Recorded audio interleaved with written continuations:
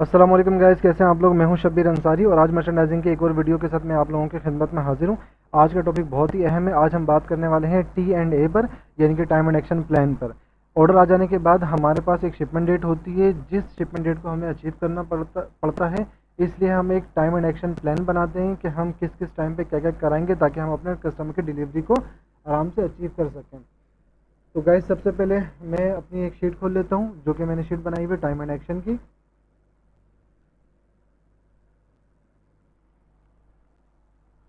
तो हमेशा की तरह सबसे टॉप पर कंपनी का नाम, उसके बाद जिस शीट पे हम काम कर रहे हैं वो शीट, यानी कि टाइम एंड एक्शन पर हम काम कर रहे हैं। सबसे पहले कंपनी का नाम, उसके बाद फिर हम जिस शीट पे काम कर रहे हैं उस शीट का नाम, यानी कि इस वक्त हम काम कर रहे हैं टाइम एंड एक्शन पर, तो हमने टाइम एंड एक्शन यानी कि T&A लिखा हुआ है।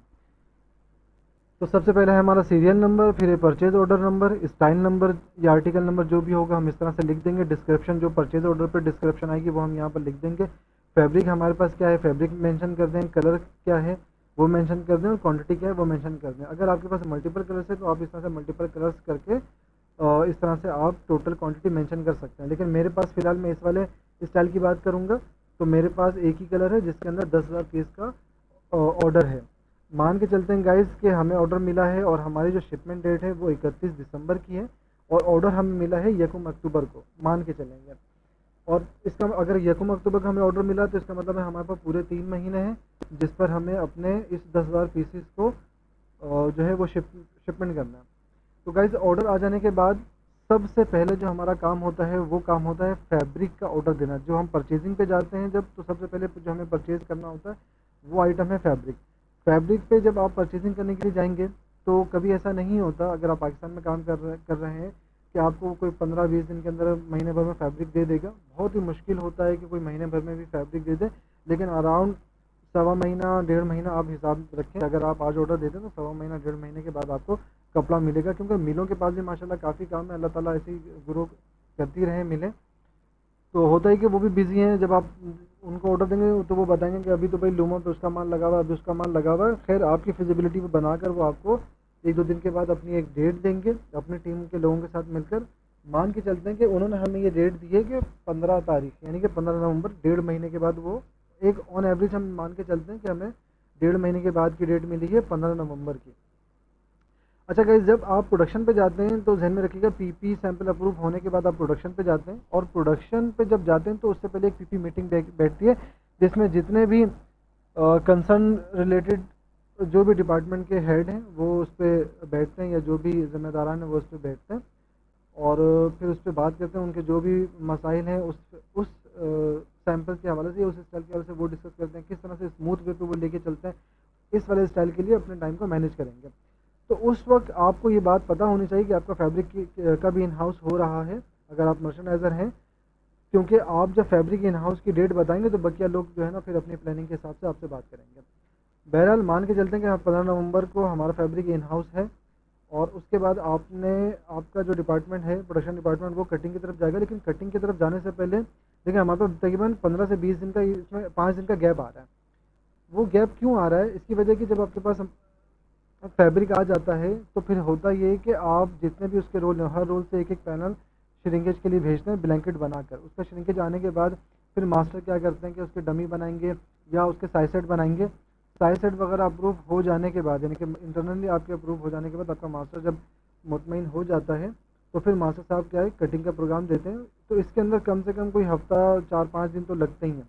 मान के चलते हैं 5 दिन लगा और आपकी कटिंग 20 तारीख को स्टार्ट हो गई। अब कटिंग का डिपार्टमेंट ये कहता है कि भाई हम तकरीबन 25 तारीख तक आपका ये माल काट करके देंगे, तो हमारी जो कटिंग एंडिंग की डेट आ रही है वो 25 नवंबर की डेट आ रही है। अच्छा, यहाँ पर देखिएगा, मैंने ये लिखा है स्टिचिंग इनलाइन डेट। आपकी जो स्टिचिंग पर जो अब आपका माल इनलाइन होता है वो इनलाइन होता है 23 नवंबर को। गाइज, आप ये सोच रहे होंगे ये 25 नवंबर को माल कटिंग हो रहा है पूरा, तो फिर 23 नवंबर को हम इनलाइन कैसे करेंगे? तो जहन में ये रखिएगा, आपका माल क्योंकि 20 तारीख को कटिंग होना शुरू हो गया था, 20 तारीख को नहीं तो 21 तारीख को आपके कटिंग वाले इस काबिल होंगे कि वो स्टिचिंग डिपार्टमेंट में माल दे सकें। लेकिन स्टिचिंग जो कि फ्री नहीं थी, वो भी 2-4 दिन के बाद जब भी उनकी फिजिबिलिटी बनती है वो लगाते हैं माल। बास टाइम ऐसा ऐसा भी होता है कि 15-15 दिन तक की कटिंग पड़ी रहती है, क्योंकि फिजिबिलिटी नहीं बन रही होती और माल नहीं लग पाता है।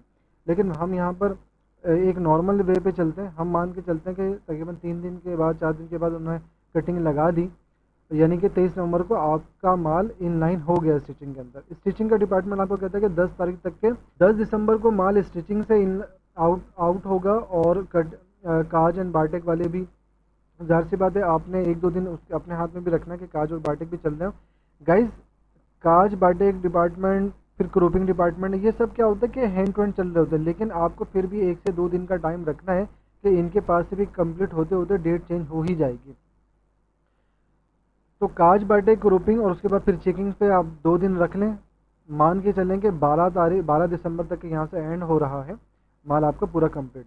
अब इसके बाद हम आते हैं, हम वॉशिंग पे भेजेंगे माल। वॉशिंग के पे भेजने की तारीख आ रही है 27 नवंबर को।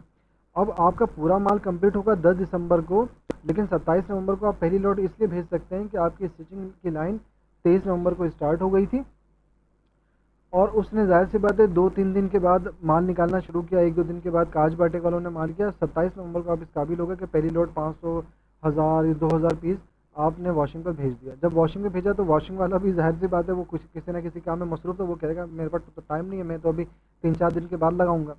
मान के चलें कि 27 नवंबर को अपना माल भेजा है, लेकिन उसने 3-4 दिन के बाद अपनी पहली लॉट बनाई, पहली लॉट आपको भेजी, आपने उसको अप्रूव कर दिया, और फिर जो है 5 दिसंबर को आपका पहला जो माल है वो आया, यानी कि 500 पीस भी आ सकते हैं, 1000 पीस भी आ सकते हैं, 200 पीस भी आ सकते हैं, तो पहली लॉट आपके पास आ गई। लेकिन ऐसा भी हो सकता है कि आप अप्रूव ना करें और आप उसको कमेंट करके तो बोलें कि दोबारा दूसरी लॉट बना के आओ, उस पर अप्रूव कर दें, तो फिर भी आप तकरीबन इतने डेज अपने हाथ में रख लें कि वॉशिंग वाले आपको तकरीबन समझे कि 5 दिसंबर से माल देना शुरू करेंगे। और वॉशिंग वाले ये कहते हैं कि 5 दिसंबर से हम माल देना शुरू करेंगे और 17 दिसंबर तक के हम आपका माल ये वाला स्टाइल कंप्लीट करेंगे। अच्छा गाइस, हम फिनिशिंग स्टार्ट हमारी हो रही है 10 दिसंबर को।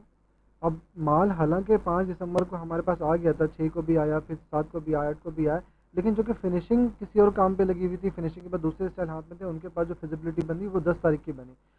फिनिशिंग का डिपार्टमेंट ये कहता है कि 10 तारीख को आपका माल हम स्टार्ट कर देंगे, लेकिन 20 तारीख तक के हम आपका माल पैक कर पाएंगे कंप्लीट। अब मान के चलते हैं, हम इन्हीं की बात ले लेते हैं कि 20 तारीख को फिनिशिंग डिपार्टमेंट ने माल पूरा पैक कर दिया, और आप क्या करेंगे कि आप एक फ़ाइनल पैकिंग लिस्ट बनाते हैं जिस पे आप इंस्पेक्शन के लिए ईमेल करते हैं। अच्छा गाइस, ये ध्यान में रखिएगा, पैकिंग लिस्ट जो है वो 2-3 तरह की बनती है। एक पहले डमी टाइप की पैकिंग लिस्ट बनती है, जिसमें आप इंटरनल अपनी कंपनी के लिए बनाते हैं, जिसमें आप ये बताते हैं कि उनको कितने कितने गारमेंट्स डालने हैं, किस असॉर्टमेंट के हिसाब से डालने हैं, कार्टन के अंदर कितने पीसेस होंगे, क्या वेट होगा, वो सारी डिटेल उसके अंदर मेंशन होती है। लेकिन जब ये माल अपना पैक करते हैं तो डेफिनेटली उसके अंदर चेंजिंग आ सकती है, माल थोड़ा कम भी हो सकता है, कभी माल ज़्यादा भी हो सकता है। बाज़ कस्टमर का एक अंडरस्टैंडिंग है कि 2 से 3% कस्टमर एक्सेप्ट कर लेते हैं, लेस भी और एक्सेस भी। अगर आपका माल 3% 2% पे ज़्यादा हो जाए तो भी एक्सेप्ट कर लेते हैं, और कम भी हो जाए तो भी एक्सेप्ट कर लेते हैं, ये एक नॉर्मल है। बाज़ कस्टमर एक पीस भी नहीं लेते, ना ज़्यादा ना कम, तो ये भी ध्यान में रखिएगा। अच्छा, मान के चलें कि 20 दिसंबर को आपका माल रेडी हो गया मुकम्मल, तो आपने एक फ़ाइनल पैकिंग लिस्ट बनाई, उसको उठा के ईमेल किए थर्ड पार्टी इंस्पेक्शन के लिए। आपका कस्टमर, मान के चलें कि थर्ड पार्टी इंस्पेक्शन कहता है, थर्ड पार्टी इंस्पेक्शन क्या है कि एक पार्टी आप हो गए, एक पार्टी कस्टमर हो गया, और एक बीच की एक कंपनी आ गई जिसको आपका कस्टमर नॉमिनेट करता है, नामजद करता है कि भाई ये वाली कंपनी हमारे माल को इंस्पेक्ट करेगी, ये अगर ओके करेगी तो हम आपसे माल ले लेंगे। ये हो गई थर्ड पार्टी इंस्पेक्शन। और दूसरी इंस्पेक्शन क्या है कि आप जो है इंटरनल इंस्पेक्शन, यानी कि आपके अपनी कंपनी की जो क्यूए टीम है वो इंस्पेक्शन करे, वो पास और फेल करे, तो उसके हिसाब से आप आगे बढ़ेंगे। ये आपके कस्टमर की अंडरस्टैंडिंग पे डिपेंडेंट है। अच्छा, एक और चीज़ ये हो सकती है गाइस कि आपकी कंपनी भी थर्ड पार्टी इंस्पेक्शन करा सकती है। आपकी कंपनी किसी वेल नाउन एजेंसी को हायर करेगी, क्योंकि वो एक वेल नाउन कंपनी होगी, तो जो कि कस्टमर की अच्छी अंडरस्टैंडिंग भी हो उससे, या कस्टमर एटलीस्ट उसकी रिस्पेक्ट करता हो कि भाई ये बहुत वेल नाउन लोग हैं और अच्छा काम करेंगे, तो ही आपका कस्टमर उस बात को एक्सेप्ट करेगा। बहरहाल जनरल कंडीशन में ये होता है कि थर्ड पार्टी इंस्पेक्शन होती है और कस्टमर के पास से नॉमिनेशन होती है, या आपका इंटरनल ही जो है वो आप अपनी इंस्पेक्शन कराते हैं। मान के चलें कि 23 तारीख को आपने 20 या 21 तारीख को ईमेल की फाइनल पैकिंग लिस्ट के साथ कि अब आप इंस्पेक्शन के लिए आ जाएं। थर्ड पार्टी इंस्पेक्शन वालों को वो आए 1-2 दिन के बाद, ज़ाहिर सी बात है वो भी ऐसा हो सकता है कि वो आपको अगले दिन ना आएँ, क्योंकि कहीं ना कहीं वो उनकी भी अपनी एक प्लानिंग होती है, इंस्पेक्शन होती है। यहाँ हम मान के चलते हैं कि 23 दिसंबर को हमारी इंस्पेक्शन होती है और हमारी इंस्पेक्शन पास हो जाती है, तो हम आराम से 31 दिसंबर को माल शिपमेंट कर सकते हैं। लेकिन अगर हमारी इंस्पेक्शन फेल होती है खुदा न खास्ता, तो हमारे पास रीवर्क करने का टाइम होगा, क्योंकि हमारे पास 1 हफ्ते का टाइम है। एटलीस्ट 1 हफ्ते का टाइम रखा करें अपने हाथ में लाजमी, ताकि अगर खुदा न खास्ता आप रीवर्क पर गए तो फिर आपके पास टाइम हो सके कि आप अपने टाइम को अचीव कर सकें, अपना माल दोबारा से सेट करा कर। दूसरी कंडीशन ये होती है कि थर्ड पार्टी वाले इंस्पेक्शन वाले मोस्टली ये करते हैं कि वो अपनी फाइंडिंग्स करते हैं और कस्टमर को वो शिपमेंट सैंपल अपने हिसाब से निकाल करके आपको देते हैं और आप कस्टमर को शिपमेंट सैंपल भेज देते हैं।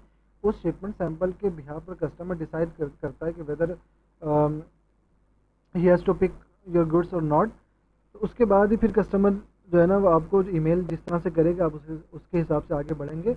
लेकिन अगर बिलफर्ज आपके पास शिपमेंट सैंपल कस्टमर के पास जाता है तो जाहिर सी बात है, जाने के अगर आप यूरोप से काम कर रहे हैं, अमेरिका से काम कर रहे हैं, यूएसए से काम कर रहे हैं, तो भी 4-5 दिन आप जाने पार्सल पहुंचने का, फिर कस्टमर के रिप्लाई आने का टाइम रखेंगे। तो इस गाइस हफ्ता 5-6 दिन तो अपने हाथ में लाजमी रखा करें कि किसी भी अनहोनी होने की सूरत में आप अपने डिलीवरी को मिस ना कर सकें। तो गाइस ये यहाँ तक की वीडियो थी। आई होप कि आपको टाइम एंड एक्शन प्लान सही तरह से समझ में आ गया होगा।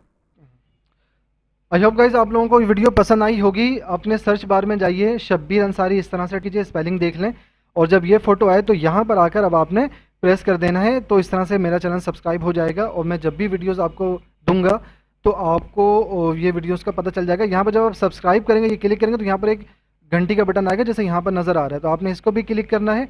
तो जब भी मैं वीडियो पोस्ट करूँगा आपको एक नोटिफिकेशन आ जाएगा, आप वीडियोज़ देख सकते हैं। हमें